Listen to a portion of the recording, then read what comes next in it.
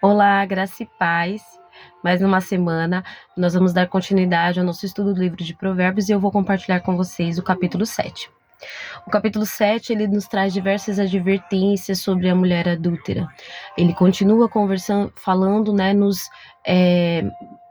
chamando a atenção ao adultério e as suas consequências, né? E aqui especifica muito a parte da sedução, do espírito da sedução, né? Como uma palavra, como um elogio, como uma foto, como qualquer coisa que a gente faça, pode despertar no outro essa vontade, o desejo, né? Então aqui ele inicia o capítulo clamando para que a gente obedeça as palavras do Senhor e que a gente guarde no nosso mais profundo íntimo. Aqui no versículo 1 ele diz assim: meu filho, obedeça as minhas palavras e no íntimo guarde os meus mandamentos. Obedeça os meus mandamentos e você terá vida. Guarde os meus ensinos como as pupilas dos seus olhos. Amarre os dedos, escreva-os na tábua do seu coração. Diga sabedoria, você é minha irmã, e chame ao entendimento de seu parente. Então aqui ele fala para que nós viemos viver tudo isso que nós temos aprendido esse dia, tudo isso que nós aprendemos durante a nossa vida, diante aos princípios e a palavra do Senhor. Que a gente venha ter sabedoria, que a gente venha ter discernimento, que a gente venha ter entendimento do Pai. E esse entendimento, esse discernimento, essa sabedoria vem somente do Senhor.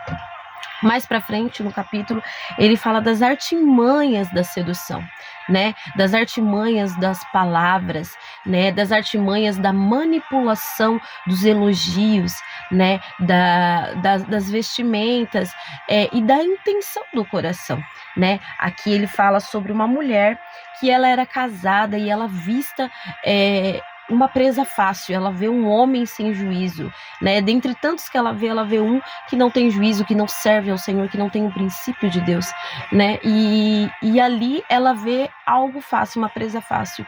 E é isso que o espírito do adultério faz conosco, é isso que o espírito da sedução faz nas nossas vidas.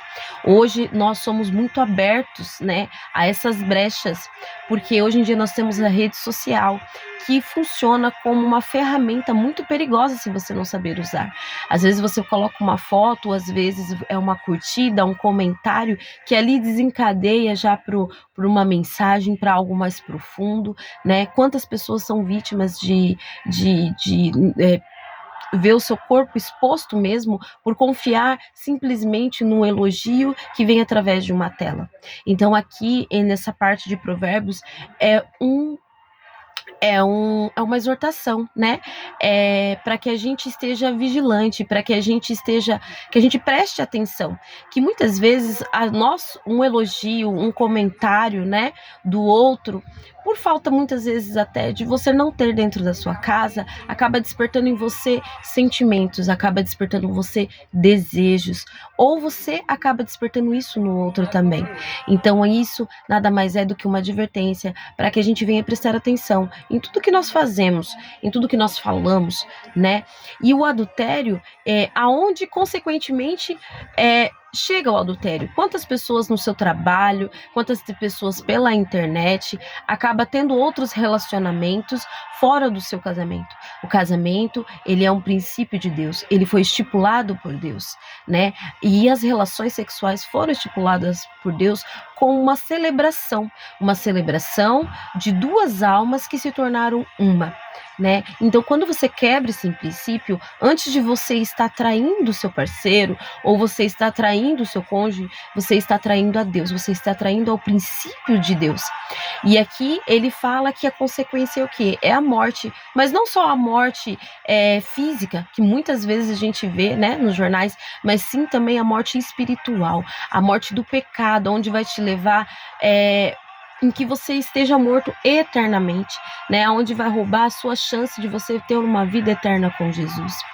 Então você está querendo dizer que porque eu pequei, porque eu cometi um adultério, eu não tenho mais chance de salvação? Não, Jesus é a salvação. Quando nós reconhecemos Jesus e quando nós reconhecemos que Ele é o único que pode nos salvar, aquele que pode nos purificar de todo o pecado, quando nós reconhecemos o nosso erro e nos arrependemos, nós podemos ser sarados, nós podemos ser transformados.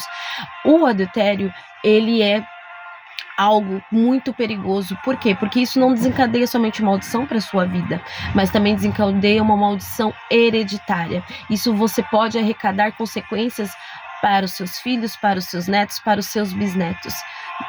Então, por isso que é algo tão perigoso que nós temos que tomar e prestar muito atenção em tudo que nós fazemos, em tudo que nós nos movimentamos, em tudo que nós falamos, né? Aqui não precisou ser muito, mais para frente, a palavra do Senhor, ele diz aqui, mais para frente aqui, ele diz, só um minutinho, ele diz que nós temos que tomar cuidado.